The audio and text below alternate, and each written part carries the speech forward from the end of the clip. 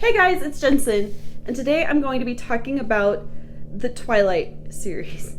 I haven't talked about Twilight in 10 years. I don't even know how to have this conversation. So, for a little bit of background about me, when I was how old was I? I was 14. I was obsessed with Twilight. I just could not stop talking about it. I read the books multiple times, went to the midnight release for Breaking Dawn. I met Stephanie Meyer. I went to all the movies, except I haven't seen the last two movies. I never saw the Breaking Dawn movies because I had kind of fallen out of my Twilight phase at that point because there was so much backlash and criticism that Twilight got, and for someone who loved it so much, it hurt a little bit, and I just felt like I should outgrow it. And so I haven't read it in years.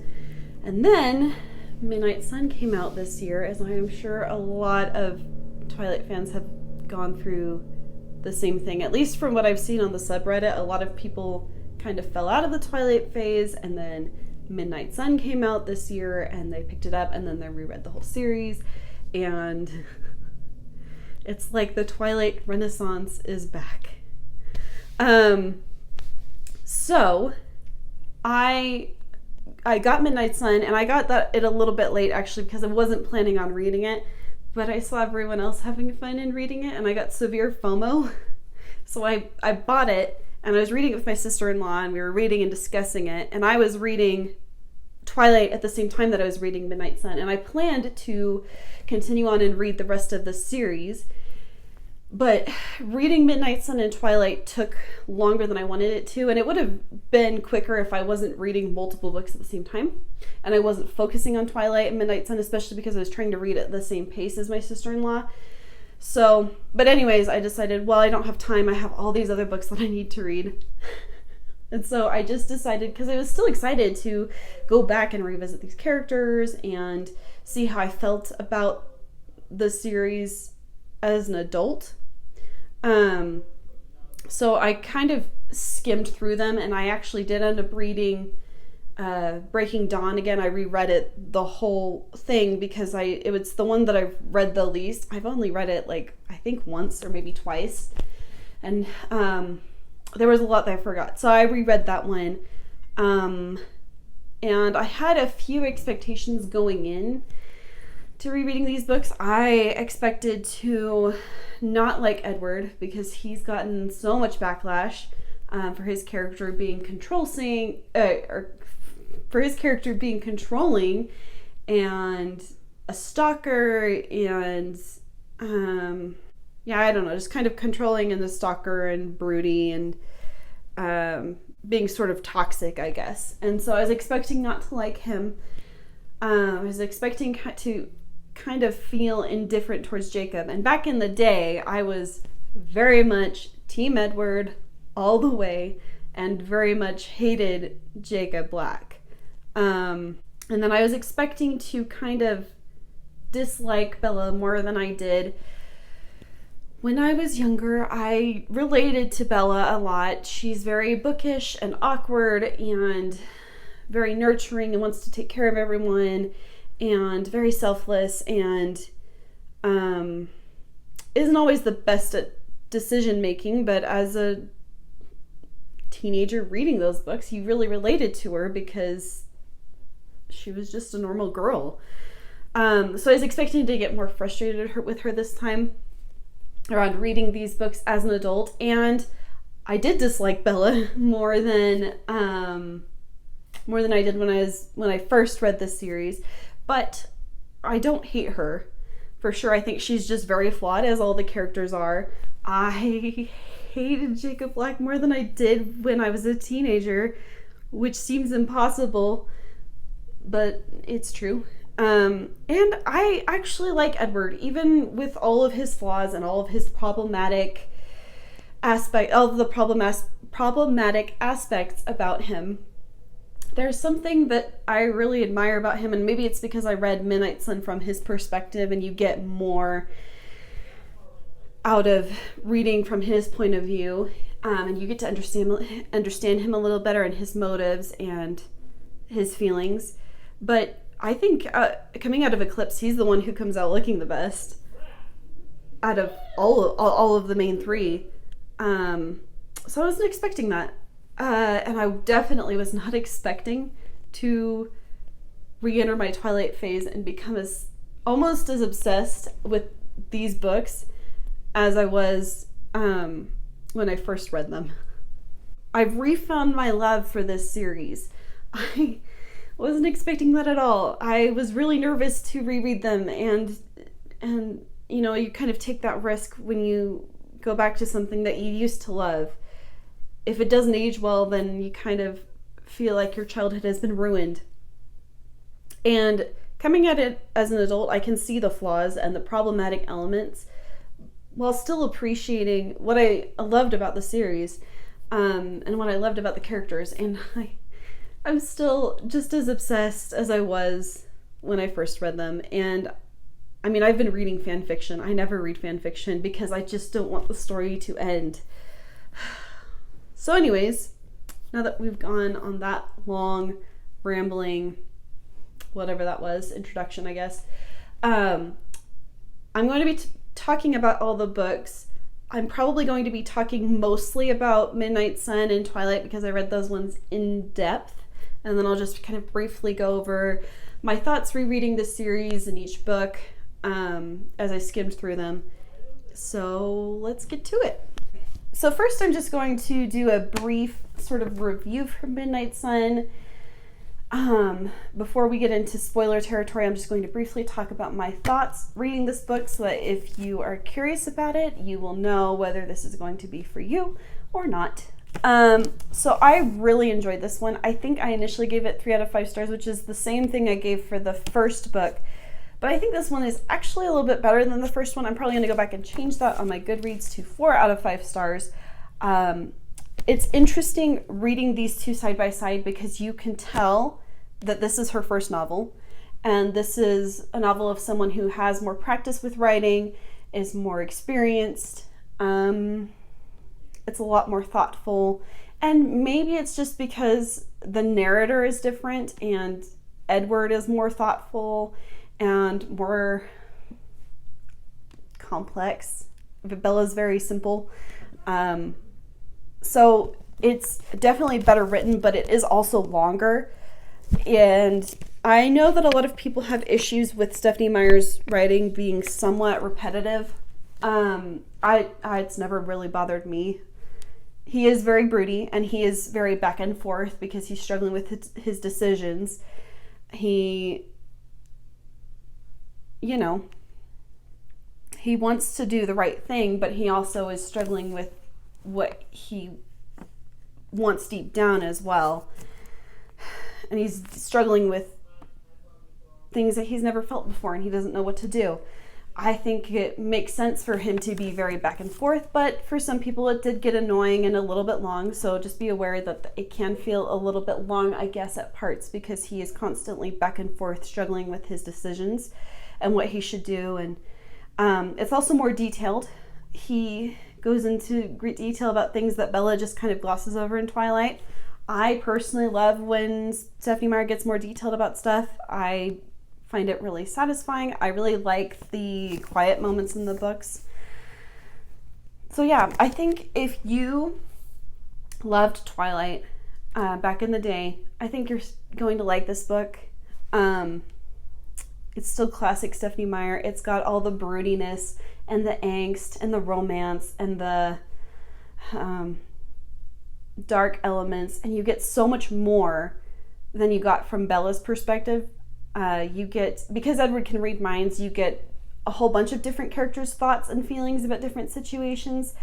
You get more history behind Edward and Carlisle and a bunch of the other characters. So I do recommend this if you are curious and if you remember loving Twilight and you want to read it from Edward's perspective. This is really good. I liked it.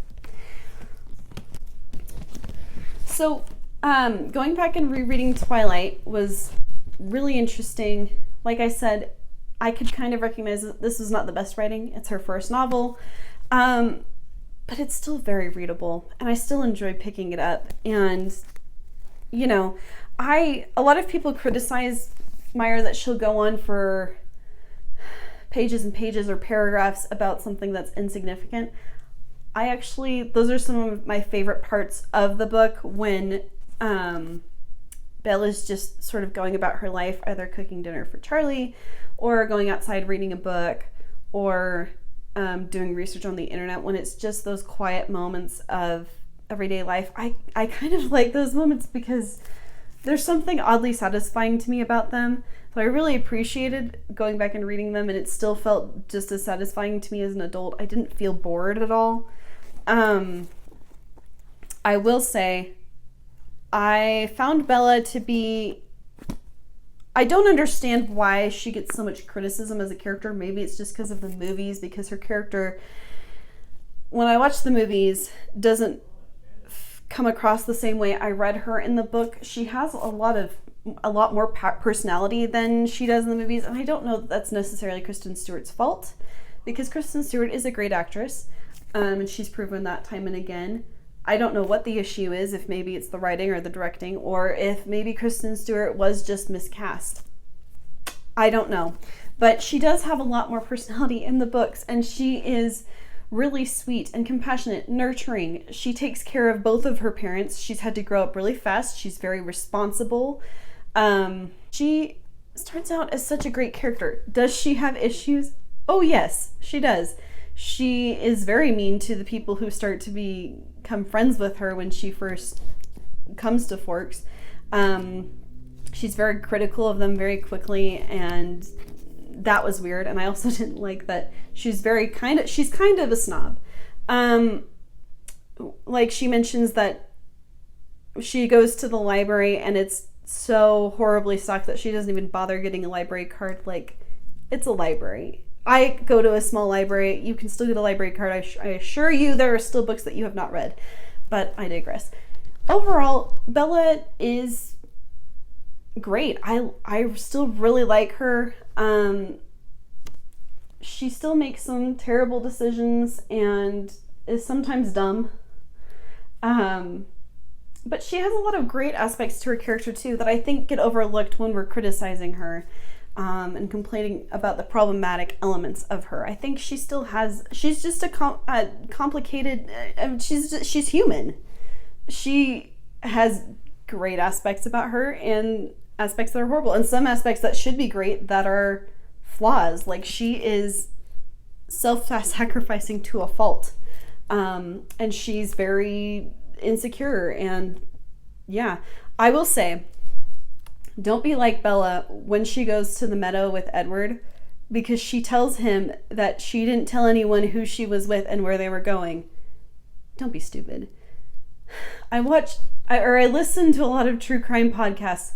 Always, always, always tell someone where you are going and who you are going with. If you don't know one of those, then at least tell them either where you're going or who you're going with, so that just in case something happens. Don't be stupid, because so many crimes go unsolved every day because someone didn't tell their friend who was stalking them or where they were going. Or I don't care how much you trust this person or want to show your blind faith. Don't be stupid like that. Tell someone what you're doing with your life. That did bug me. But other than that, any of her other flaws are just kind of meh to me. I still enjoyed her as a character, and I still wanted to root for her and follow her story, and I still wanted her to fall in love with Edward, and so it was a pleasant surprise to see that I could still really enjoy this book, and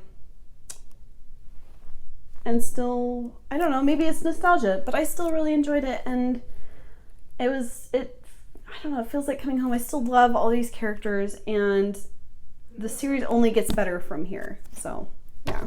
So then, talking about Midnight Sun, which is more complex, it's more dense. It was nice to get to know Bella a little bit better through Edward's eyes. A lot of the conversations that she kind of glosses over when she's telling the story.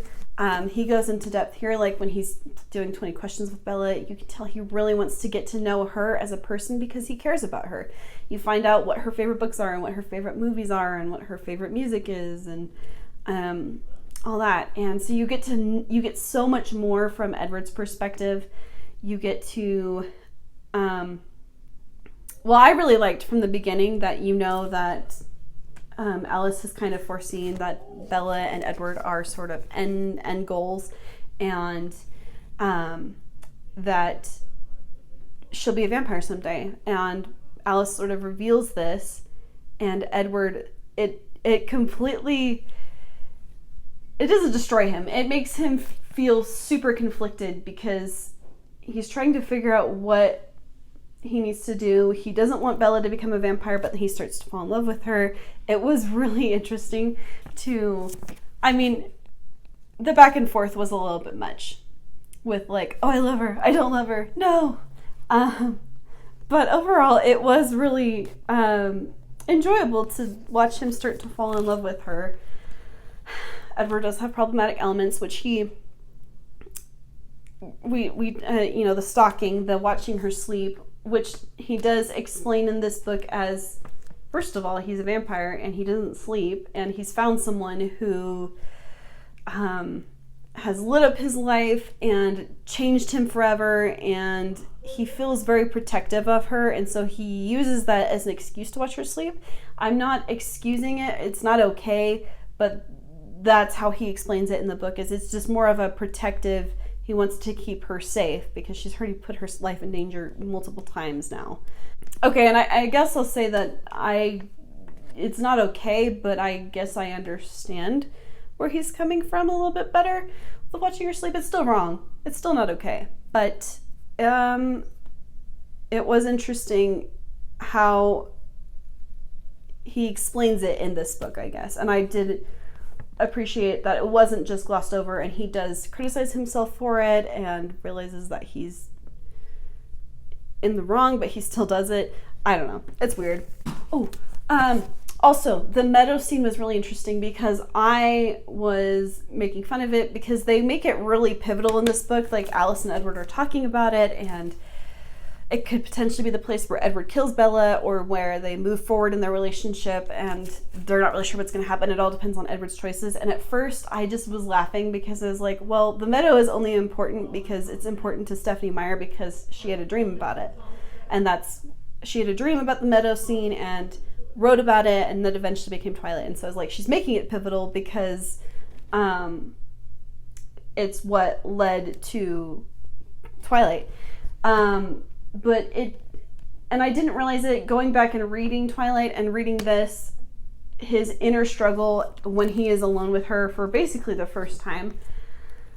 And he is struggling to overcome his strong desire to suck her blood for, he's trying to overcome that because he does have genuine feelings for her, and he wants to be able to, I guess, pursue that relationship.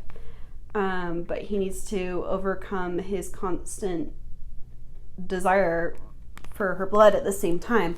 And so it was fascinating reading that from his perspective, and seeing that inner struggle. And I did kind of question, like, well, why wasn't that an issue when he was alone with her in her bedroom when he was watching her sleep? But I guess in those cases, he was holding himself back. And then in the meadow, he allows himself to go completely instinctual and try to overcome the monster aspect of himself so that he can be just Edward with her, and he doesn't have to worry about his constant desire to kill her. Which sounds horrible when I put it that way, but it's not his fault. And he does try to kind of keep her away and warn her that it's not safe. He's not safe for her. And it makes sense from his perspective that he's trying to keep her safe. And then when he realizes that they're going to be going places in their relationship, he wants to make sure that he is in complete control of himself. And so I really appreciated that we got to go inside his mind for that, and got to see what he was going through internally, trying to overcome that aspect of himself so that he could be what Bella needed him to be, as a partner and as a potential love interest and all that. So yeah. Another thing that I really appreciated reading this is that I liked getting all the behind the scenes of what was going on while Bella was in Phoenix, with them tracking down James and then getting to the airport and trying to chase Bella, or try to get to Bella and save her before it was too late. I knew that those parts were going to be really hard to read. They weren't too super difficult, but you just felt like really bad for Edward because he loves her so much. And that's really what you get from this book, is just how intensely he loves her, and just absolutely, and how he would do anything to make her happy and to keep her safe. And that gives you a lot of context and perspective for the following books. So I really appreciated that. And then one other thing I will say is I really wanted to punch him in the face at the end of this book, because you find out that he was planning from basically after the whole James incident that he was going to leave Bella, which I always hated him for in New Moon, but I really got mad when he'd been lying to her the whole time and saying he was going to stay, and then really he was planning on leaving her. It's really frustrating. He does have the best intentions, but he thinks he knows what's best for Bella, and he doesn't even really take into consideration what she wants, and that comes back to bite him in the butt, I think, in New Moon. And I think he does have to learn that he's not the only one who gets the say in this relationship, and he has to be able to respect Bella for what she wants and what she desires. And I think he does learn that in New Moon. So I guess transitioning into New Moon, I hated that book when I read it when I was, for the first time. I was in tears and I threw it across the room. It devastated me, and I was not looking forward to rereading it. So I actually just kind of read the beginning, some parts in the middle, and then the end. I will say that I was not expecting to be so affected emotionally by that breakup scene, but it's still kind of like, I didn't cry, but it did like make me feel really sad and really want to punch him in the face, like, you're being an idiot here. I'm also really mad because I don't understand how he could, I know he thinks he's keeping her safe, but he's also keeping her without anyone to protect her, and that ultimately turns out to be a bad thing because Victoria is back and she wants revenge, and obviously Bella's not going to be safe without him. He's lucky that the werewolves are there to keep her safe. What an idiot.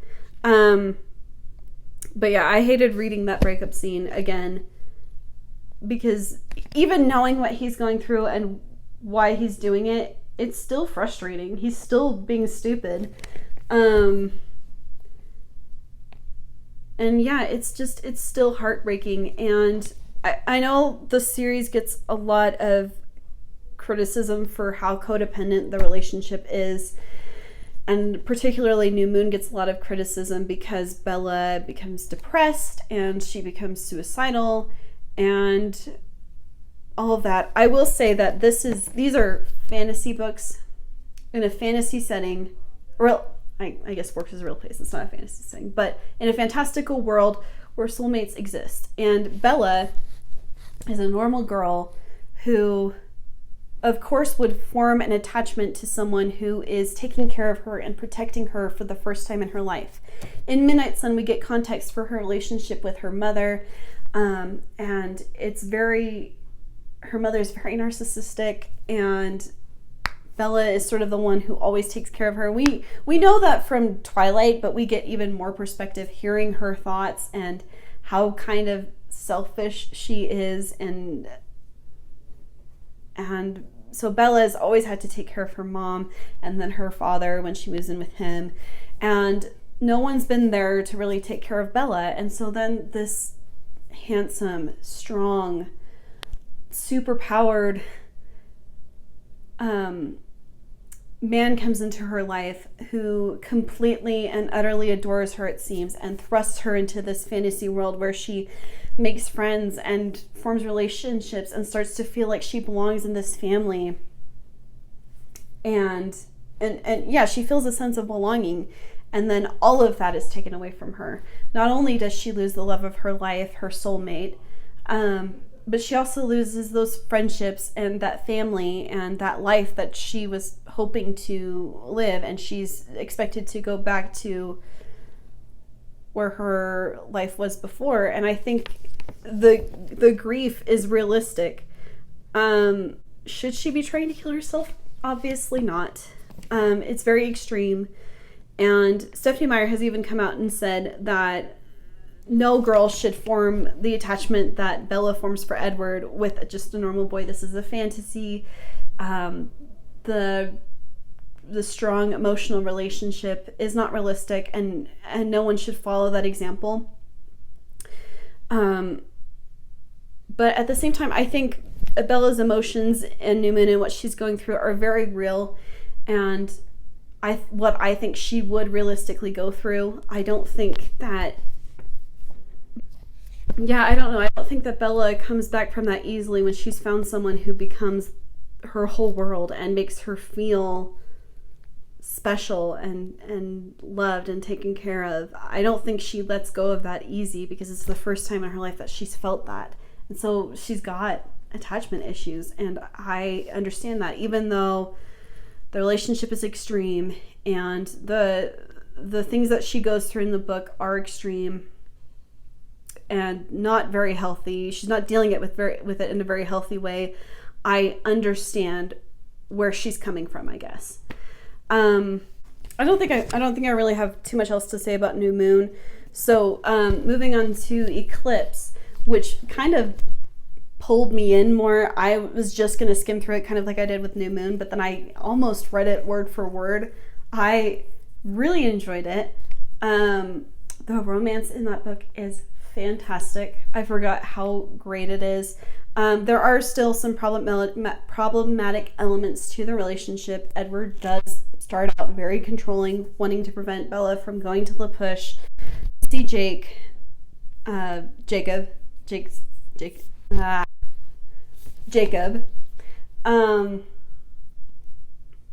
And he, takes out something from her car to prevent her from going, and then has Alice kidnap her so she can't go, and she finds ways to escape. That's not okay. It's very problematic. He does start to realize that he's in the wrong and does try to make things right. He recognizes, I'm not your father, I shouldn't be controlling you. He does sort of apologize through his actions and tries to back off and let her go see Jacob and let her go to La Push, even though he decides to trust her. Initially, he just didn't trust the werewolves and felt like they were dangerous, which they are. I mean, we know from Sam and Emily's relationship that they can be really harmful towards others and they can hurt people. So I understand where Edward is coming from, but he's still in the wrong. And he should not be trying to control his partner in life.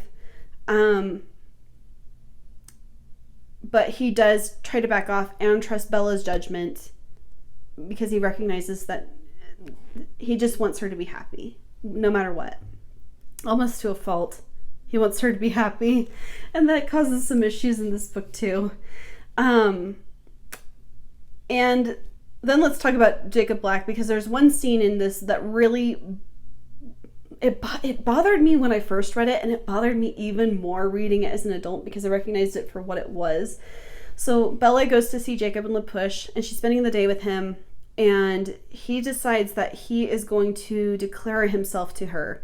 And this is partially Bella's fault, because she's really bad about setting boundaries with Jacob. She loves Edward, and she was always going to pick Edward over Jacob. It's clearly established in this book that, because we find out that she does love Jacob, she's in love with him, but not as much as she loves Edward. And so she should have been establishing those boundaries for someone that she knew she could potentially have feelings for, and she knew that he had feelings for her.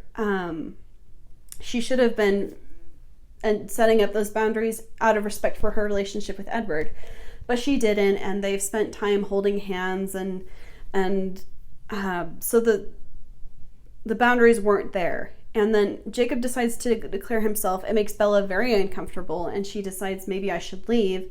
And Jacob starts to, try to talk to her, and he argues that he is going to keep fighting for her and that she should pick him, that she has options. She's clearly not interested in him. She keeps verbally saying that, or she keeps showing that she's uncomfortable, but Jacob doesn't really seem to care at this point. And then he forces himself on her and kisses her. And she pushes him away. At first he doesn't notice, and then he does, and he just forces himself on her more. And she does say that he notices, so it's not like she's pushing on him and it had no effect because he's a werewolf. He does notice, and he just doesn't care, I guess. And he just keeps kissing her, and she just kind of goes still and waits for him to stop. And this is sexual assault, and this is why I can't get behind Jacob at all. I think at this point his character was just ruined for me, because I understand what he's trying to do. He's trying to save Bella's life, and at the same time trying to win the girl, but he's going about it all the wrong way. He is forcing himself on her, and then later he manipulates her when he apologizes to her later, and it's more of just giving her the puppy dog eyes until she forgives him. He's very good at manipulating her because he knows her really well, I guess. And so he's very capable of getting on her good side by just manipulating her. And it's frustrating. So I don't know. Jacob always bugged me with that scene where he's also very arrogant after he forces himself on her. He tells her, "Oh, you enjoyed it, and you're going to be thinking about me tonight," and all that sort of crap. And it's really annoying to read someone gloating about just forcing themselves on you and saying, "Oh, you enjoyed that." It's what he did is wrong. So Edward is not the only problematic love interest in Bella's life. Jacob is also problematic, and that's the thing about all these characters, is that they are all deeply, deeply flawed. And I kind of appreciate the series more for that, because they're not all just perfect characters. They all make mistakes and don't always make the right decisions, and that causes, I guess, the drama and the angst. But I appreciate it that they're all flawed. I really liked the end of Eclipse too, when it's the end of the battle and Bella cuts herself to cause a distraction. And this is the point I'll make, because a lot of people say that Bella is not very proactive, and she usually just lets other people fight for her. And I would argue that she's doing her best. I mean, she's still human, she's still weak, but she's doing her best to do the most that she can do. So for example, in Twilight, when she's getting followed by those men in Port Angeles, when she's getting followed, she's ready to fight back. Even though she knows she's not going to win, she's going to do her darndest to fight for her life. And then again, when she's going to, she thinks she's going to save her mom. It's the most selfless thing that you can do. She's very delusional in thinking that James actually has her mother, but it's a very clever trick, and I can understand why she'd fall for it. And she's just being really selfless and really brave, trying to save her mom, even though she knows it's going to end her life. And then again in Eclipse, she can't fight these vampires. She's not strong. She's a human. She's weak, but she does what she can to help and to assert herself as there in the battle too, and trying to fight alongside these people who are fighting for her. So I know that a lot of people have problems with Bella, but I think she's just doing the best that she can with what she's got as a weak, normal human. So I don't want to talk about anymore about Eclipse. I really liked that one. I really, really loved Breaking Dawn, and I know that this book is super controversial for a lot of people. They don't like that Bella and Edward had to get married to be happy. They don't like they had to have a baby to be happy. They don't like that Jacob imprints on Renesmee. They don't like the final battle at the end because they feel like it's kind of a letdown. I don't know. I really enjoyed it because I guess I just like my stuff to be wrapped up in a bow. And this book just made me really giddy and really happy throughout, and I was just laughing and smiling, and I don't know. I understand why people don't like it. It's definitely not for everyone. I didn't have issues with the things that people have issues with because it just made me really happy. I didn't have a problem with them getting married. I didn't have a problem with them having a baby. A lot of people think that it's out of character for Bella to want to keep this baby. I would say that it's not. I would argue that it's not, because Bella has always been very nurturing, very selfless, wanting to take care of others before herself, and I think that comes into play with this pregnancy. She also loves Edward more than anything, and of course I think it makes sense that she would want to have his child. I don't think it's very out of character. The only reason why it would be out of character is she's never expressed a desire to have children, but I think that is fairly common with women, not knowing that they want to have kids until maybe they get pregnant or something, and then they have to decide if they want to have a kid or not, and some women do and some women don't. It really just depends. But I think for Bella's character it is realistic because she's been a character who has always taken care of everyone anyways, so I didn't have a problem with it. I think it makes sense. And I also think because it opens up potential for new stories, because Stephenie Meyer has come out and said that she has 2 more books in mind, and those would be written or from Renesmee's point of view. And so by writing Renesmee into Breaking Dawn, now she opens it up for potential sequels, and I'm always down for more Twilight apparently. So yeah, I'm really curious to see where she would go with sequels, and I am particularly interested in hoping that she will explore the whole imprinting dynamic. Maybe there will be some great love triangle, which I don't really like love triangles typically, but I think it could be really interesting with a love triangle with Renesmee, Jacob, and someone else, because it could explore some things about, well, I'm supposed to be meant with this person, but what if I want to be with this? I think it could be really interesting. So I'm curious to see what she'll do with sequels. Plus, I just am really excited to hopefully someday go back to this world and see what Edward and Bella are up to now. I would love to see that, especially through their child's eyes. So I don't really have a problem with Renesmee. I can see why she becomes important to the world, and why Stephenie Meyer decided to write her in. And ultimately it's her book. She can do whatever she wants with it. I didn't so much have a problem with Jacob imprinting on Renesmee. It's weird. It's definitely weird, and there are definitely problematic elements to it. I understand from a storytelling perspective why it needed to happen, because Jacob would have killed Renesmee, first of all, if he hadn't imprinted on her. He was ready to do that. And then it would have caused problems with the treaty and the werewolves and all that if he hadn't imprinted on her. So that all kind of gets resolved. I'm sure there's another way that they could have resolved that, but it would potentially have involved probably killing off some of my favorite characters, and I don't want that. So I'm fine with how she decided to resolve the issue, because I don't want anyone to die. I don't want any of my favorite characters to die.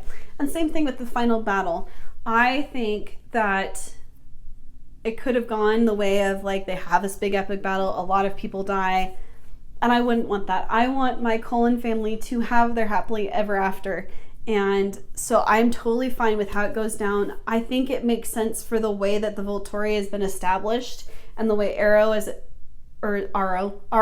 as a character has been established, because he wants power, but he fears losing that power at the same time, and so he'll look for excuses to fight the Cullens at the end, and and excuses that they've, broken the law. But he's not going to kill them without due cause, I guess. They very, very much lawful evil. And I think it makes sense that they decide not to fight the Cullens for two reasons. First of all, the Cullens, prove that they haven't done anything wrong. And also, Aro realizes that they're outnumbered and is scared because Bella's shield is protecting everyone on their side from their hardest hitters and their, secret weapons and all that. And so it makes sense that he wouldn't want to risk losing this battle. So he would, it makes sense that they would go away with sort of their tails between their legs. And it also opens up potentially for future conflict with the Volturi. So I'm ultimately, it's fine for me. I still felt the intensity leading up to it. I didn't feel super let down because I felt like it was realistic to what needed to happen in the situation. And not everyone's going to agree with me on this. A lot of people wanted a big epic battle at the end, and that's not what we got. I'm personally fine with it. I didn't want to lose anyone. So yeah. Really enjoyed Breaking Dawn. I'm actually going through and rereading it right now, just rereading some of my favorite parts, and I can see why people have issues with it, but I unapologetically just loved it. It made me so giddy. So yeah, those are my thoughts on all of the Twilight books. So let me know in the comments below if you've read Midnight Sun, what you thought about it, if you are planning on rereading the series, or if you've reread them recently. And yeah, the Twilight Renaissance is happening, I guess. So thank you so much for watching this video. I post videos every Wednesday and Sunday. I know I've been gone for a little bit because this video was supposed to come out last week, and then it just wasn't working. So there were things going on with my schedule, but I should be back to a normal schedule. So I will see you next time. Bye.